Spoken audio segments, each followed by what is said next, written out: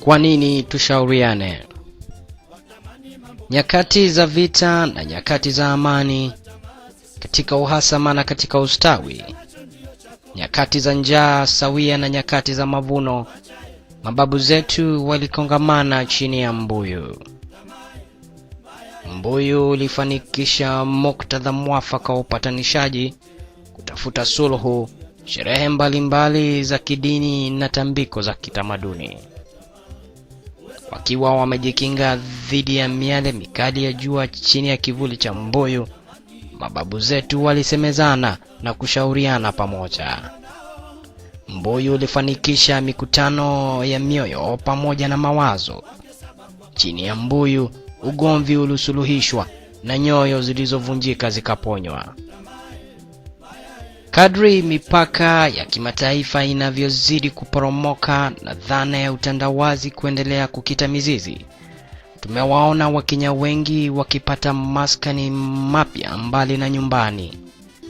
Maskani haya yako mbali na sehemu walikozaliwa, jamaa, ukoo pamoja na ushirika upatikanao nyumbani.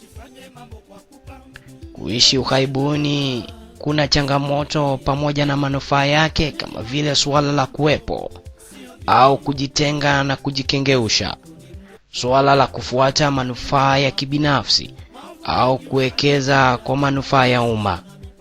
Mhenga mmoja aliwahi kunena, ama tunavumbua au tunakosea. Mnamo mwaka wa 2003, changamoto za ughaibuni zilipata umuhimu wa kipekee kufuatia kifo cha ghafla cha dada yetu mmoja jijini Adelaide aliyeitwa Nancy Kinyamo. Kwenye ujumbe maalum uliosomwa katika ibada ya wafu jijini Adelaide, nduguye marehemu aliwasihi waombolezaji akisema, ombi la kipekee ambalo ningependa litajwe ni umuhimu wa watu kutembeleana na kuwa pamoja pasipo kujali ugumu wa hali ya mwenzako. Kwa heshima ya kumbukumbu yake marehemu, mimi pamoja na jamii yetu tungeliwazwa zaidi iwapo tungelifikiria kifo chake kama mwito kwetu sote kwamba tutunzane zaidi kidogo kuliko tunavyofanya hivi sasa. Mwisho wa kumnukuu. Kwa mjibu wa Barry Faber katika kitabu chake Almasi Mashakani, anasema sio upinzani wanaoukabili unaowafanya watu waliofaulu kunawiri, bali ni mafunzo yenye dhamana wanayopata kutokana na kuvikiuka vizuizi na kuzikabili changamoto. Ilipoonekana wazi huu ulikuwa mkasa uliotukumba, wengi walitanabahi ukweli na umuhimu wa kusemezana, kuvuta pamoja, kuboresha laini zetu za mawasiliano na kuweka kila juhudi kutunzana. Waswahili husema, tushauriane, tushirikiane, tusaidiane, tuwasiliane, tujuliane hali. Ijapokuwa changamoto zilikuwa tele huku tukiwa wachache, nguvu zetu zilitokana na hekima itokanayo na misemo hii: umoja ni nguvu na umtu gumtu gabantu, yani mtu ni mtu kwa sababu ya watu wengine, au kama wasemavyo Waswahili, mtu ni watu. Kutokana na kufaulu kwa mashauriano mashinani, Tushauriane haitozi ada yoyote kuperuzi. Ni jukwaa la mawasiliano mepesi kupitia wavuti, ikiwa katika kundi mtandao mjadala wa Wakenya kwa Wakenya. Ilibuniwa Julai 2003 jijini Adelaide ili kufanikisha mawasiliano baina ya Wakenya. Nitasema tushauriane ili tupatia mvinyo mpya kama mvinyo wa kale wa babu zetu. Tushauriane inadhamiria kutumia mawasiliano ya kasi ya wavuti ili kufufua hisia za mababu zetu hapa Australia. Ni bayana kusema Tushauriane inaendelea kutoa hali ya umiliki, jukwaa la tamaduni na marafiki kutiana moyo.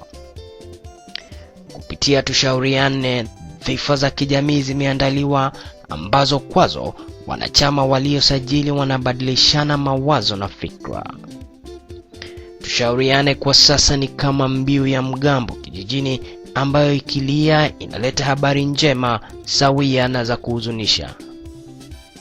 Ukizingatia manufaa yanayoweza kupatikana kupitia Tushauriane, ni sahihi kulifananisha jukwaa hili na jukumu lililotekelezwa na mbuyu kwa mababu zetu.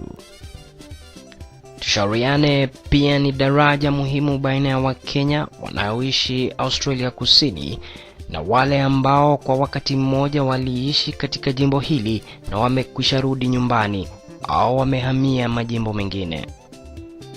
Kwa pamoja kupitia Tushauriane, pamoja na mikakati mingine ya kuwasiliana na kushirikiana, tutaweza kuleta mshikamano na utangamano wa jamii ya Wakenya wa Australia Kusini kwa manufaa ya sasa na hata siku za baadaye.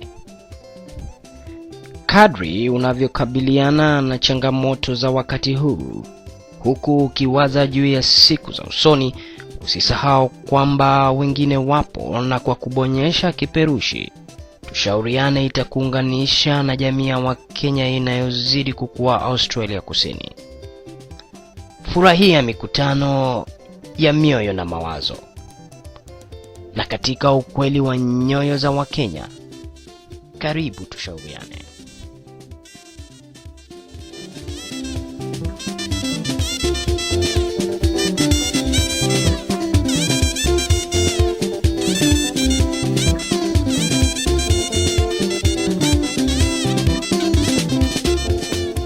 Kwanza ilibuniwa na kuandikwa kwa lugha ya Kiingereza na Willy Ndung'u mwenye lakabu Willy wa Willy, ambaye ni mwanachama mwanzilishi na mshirikishi wa jukwaa la Tushauriane. Ilitafsiriwa kwa lugha ya Kiswahili na Bwana Mula. Imesomwa na katibu mstaafu wa Kasa Bwana Mushai mwenye lakabu ya Mwana Kijiji.